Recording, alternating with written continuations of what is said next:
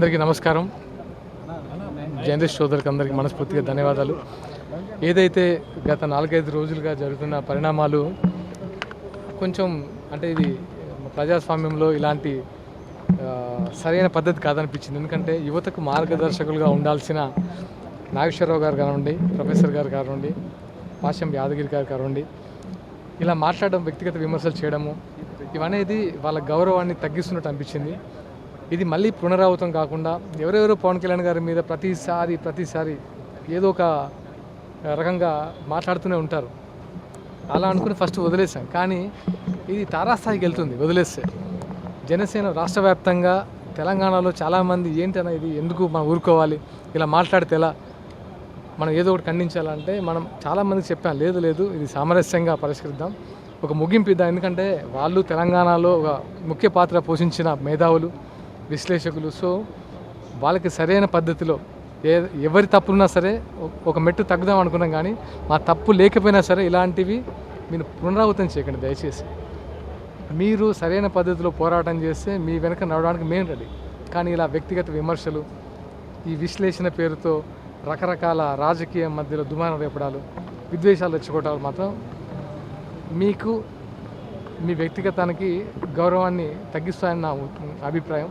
So ఎంతోమంది అందరం మీతో పాటు తెలంగాణ ఉద్యమంలో ఎప్పటి నుంచో, మీరు కమ్యూనిస్టులు కదా, అందరూ కమ్యూనిస్ట్ ఫ్యామిలీ నుంచి వచ్చాము, ఎన్నో రకరకాల కేసులు ఎదుర్కొన్నాం, ఫ్యామిలీస్కు దూరంగా ఉన్నాం, ఎన్నో సంవత్సరాలు కన్నీళ్ళు దివమంగుతూ ఉన్నాం. సో అందరం తెలంగాణలో ప్రతి జనరేషను సప్రెస్ అయ్యి ఉద్యమం చేసి బయటకు వచ్చిన వాళ్ళమే. సో మనము ఇలాంటి విషయాల్లో గొడవ పడుతూ ఇలా మాట మాట్లాడుకుంటూ ప్రజా శ్రేయస్సు మర్చిపోవడం అనేది కరెక్ట్ పద్ధతి కాదు. 12 సంవత్సరాలు అయింది. తెలంగాణ తెచ్చామని ఒకరు, ఇచ్చామని ఒకరు పాలిస్తున్నారుగా. మేము ఇచ్చామని ఒకరు, మేము తెచ్చామని ఒకరు పాలిస్తున్నారు కదా. ఎన్ని వందల సమస్యలు ఉన్నాయి. సమస్య మీద ఫైట్ చేద్దాం. రైతులు అల్లాడిపోతున్నారు అసలు రోడ్ల మీద, ఏడుపులు, గుండెలు బాదుకుంటూ దాన్ని రోడ్ల మీద వేస్తున్నారు. ఎక్కడ ఏమైపోయాం? యువత ఉద్యోగాలు లేక ఆత్మహత్యలు, స్విగ్గీ బాయ్లో పనిచేస్తూ రకరకాల సమస్యలు ఎదుర్కొంటున్నారు. ఉద్యోగులు ఆత్మహత్యలు చేసుకుంటున్నారు. రైతు బంధు లేదు, చూసిన ఒకవైపు హైడ్రా, సరైన నీడ లేదు.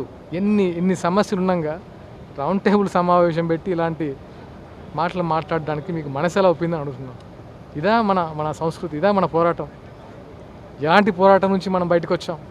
అలాంటిది ఈరోజు ఇట్లా గల్లీలో చిల్లర పోరాటాలా మీరు చేసేది? ఈ వ్యక్తిగత విమర్శల 3 పెళ్ళిళ్ళు చేసుకున్నావు, సినిమా హీరోవి రంగ్ ఇదా? ఎక్కడున్నారు మీరు? ఇంకా నాకు తెలిసి ఏదో తెలంగాణలో సామెత ఉంటుంది, చదువు ఎక్కువైతే ఉన్నమతి పోద్దట. అట్లుంది. వీళ్ళు విద్యావేత్తలు, మేధావులు అనుకుంటే మీరు మాట్లాడే మాటలు ఇంత వద్దు. ఇంకా మాకు మీకు మీ అంటే ఒక ప్రత్యేక గౌరవం ఉండేది. ఇంకా దాన్ని తగ్గించుకోకండి. దీంతో ముగింపు పలుకుదాం. ఎవరు మీ వెనక నుండి నడిపించినా తర్వాత వాళ్ళే ఫూల్ అవుతారు. ఎందుకంటే మీరు ఎలా అంటే అలా, జనసేన ఎలా ఉంటుందంటే మీరు ఇంత పోరాటం చేద్దామంటే ఇంత ఉంటుంది, ఇంత అంటే అంత. ఎందుకంటే అంత ఇక్కడ ఊరికే ఏదో బిర్యానీ బీరు ప్యాకెట్ల కోసం రాలే.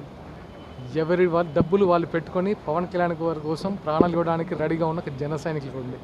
సో మాటలపైన మీరు ఏమంటారు? అంటే ఖండించడం కోసం ప్రెస్ మీట్ పెట్టి మీరు కూడా అట్లాంటి వల్గర్గా అరే అని మాట్లాడము, ముసలోడు అని మాట్లాడము, మీరు ఏదైతే ఆ వల్గర్ లాంగ్వేజ్ ఉపయోగించింది అన్నటువంటి వాటిని ఖండించడం కోసం పెట్టినటువంటి ప్రెస్ మీట్లో మీరు పెట్టింది అది దానికోసం. మళ్ళీ మీ జననాయకులు, మీ జననాయక నేతలు ఈ విధమైనటువంటి వ్యాఖ్యలు ఏంటి? నేను చెప్తున్నా తమ్ముడు, వల్గర్గా మాట్లాడుదాం అనుకుంటే నేను ముగింపించాను కదా. నేను వల్గర్గా మాట్లాడను, ఆ భాష నాకు రాదు. కానీ ఒక్కొక్కరి భావ ప్రకటన ఒక్కొక్కలా ఉంటుంది. సో దానికి నేను మనస్ఫూర్తిగా మీ అందరితో చెప్పాను. ఒక్కొక్కరి భావ ప్రకటన ఏమైనా తప్పు దొరికితే వాళ్ళకి క్షమాపణ చెప్పాలి. కానీ నేను మా జనసేన వ్యాప్తంగా తప్పు దొరికితే క్షమాపణ చెప్పడం రెడీగా ఉంటాను. ఇక్కడ నుంచి చెప్పాను కదా, మీరందరూ పార్ట్ ఆఫ్ అవర్ లైఫ్. ప్రజాక్షేత్రంలో మీ అందరు లేకుండా ఎవరేం చేయలేరు. సో ఏదైనా ఉంటే మీరు కొంచెం అందరూ సర్దిద్దుకొని ముందుకెళ్దాం తప్ప బాహాబాహి అంటే మనం ఎవరికి టార్చ్ బేర్ కాలేదు. సో దయచేసి ఏమన్నా అసౌకర్యంగా ఉంటే మీరు అందరిని క్షమించండి. అండ్ దాంతోపాటు ముందు మంచి కార్యక్రమాలు చేద్దాం. సంపత్ నాయక్ మాట దొల్లిరు అనుకుంటారా, దొల్లలేదనుకుంటారా? సంపత్ నాయక్ గురించి ఒకటే మాట్లాడతాను. ప్రొఫెసర్ పాశం యాదగిరి గారి గురించి ఆయన మాటలు ఒక జర్నలిస్ట్గా కాకుండా మాట్లాడితే అది వేరేలా ఉంటుంది. ఆయన దొర్లింది కాబట్టి ఆయన దొర్లాడని చెప్తున్నాడు. సో దాన్ని మనం ఏ రకంగా తీసుకుందాం అంటే పెంచుకుంటూ పోతే పెరుగుతుంది. సో ఈరోజు దాన్ని ముగింపిద్దాం.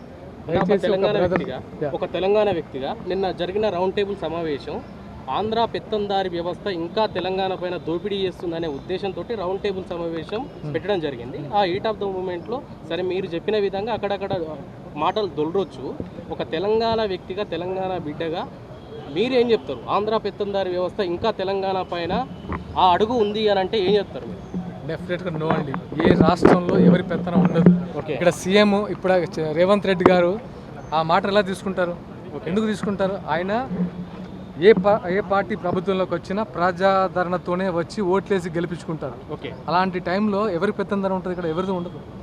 సో దయచేసి అలాంటి ట్యాక్స్ పెట్టి, ఎందుకంటే ఇక్కడ చాలామంది శాసనసభ్యులు కానివ్వండి, ఎమ్మెల్యేస్, ఎంపీస్ అందరూ ప్రజలు ఓట్లేసి గెలిచిన వాళ్ళు పాలిస్తారు. కానీ ఆంధ్ర పాలన ఎందుకు ఇక్కడ ఉంటుంది? ఒకవేళ లేకపోతే ఈరోజు ఎన్టీ రామారావు గారి స్టాచ్యూ తెలంగాణ గుండెకాయ అయిన హైదరాబాద్లో నిర్మించడానికి గల కారణాలు ఏంటి? ఓకే, మీరు అన్నది కరెక్టే. ఇంతకుముందు అదే టీఆర్ఎస్ హయాంలో చాలా ఎన్టీఆర్ విగ్రహాలు పెట్టారు. మరి అప్పుడు దాన్ని ఎలా తీసుకుంటారు? ఓకే, సో విగ్రహాలను తెచ్చిపెట్టడం వల్ల అంటే టీఆర్ఎస్ పెట్టినప్పుడు మీరు ఎవరు క్వశ్చన్ చేయలేదు.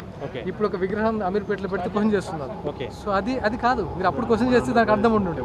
క్వశ్చనింగ్కి వస్తే ఇప్పుడు ప్రొఫెసర్ నాగేశ్వరరావు గారు ఏదో మాట అన్నారని, జనసేన మీద నాయకుల మీద అన్నారని మీరందరూ స్పందించారు కదా.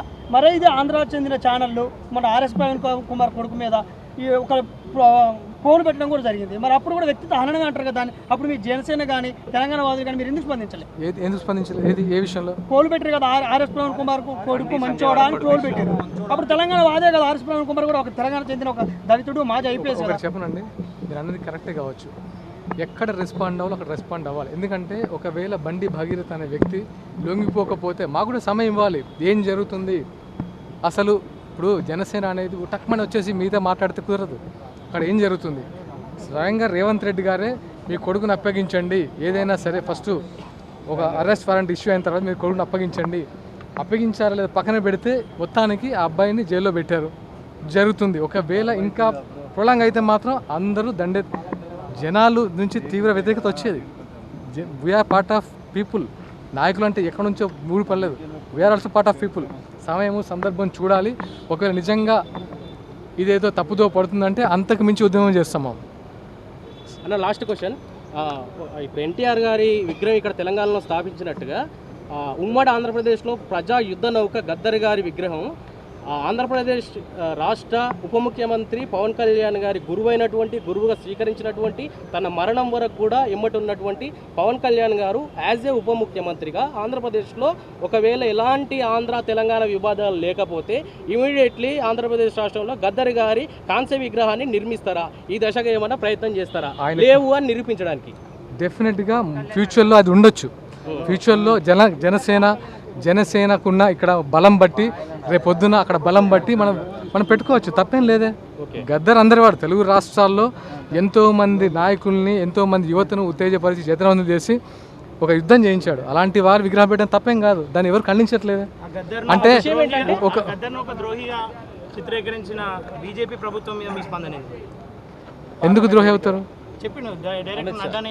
అది ఇప్పుడు మేము కాదు కదా, అది వాళ్ళని అడగాలి. కూటమిలో ఉన్న నేను డెఫినెట్గా గద్దర్ గారికి ప్రత్యేకంగా మా మంచి సంబంధాలు ఉన్నాయి. సో మేము ఎప్పుడు గద్దర్ గారికి సపోర్ట్ చేస్తాం తప్ప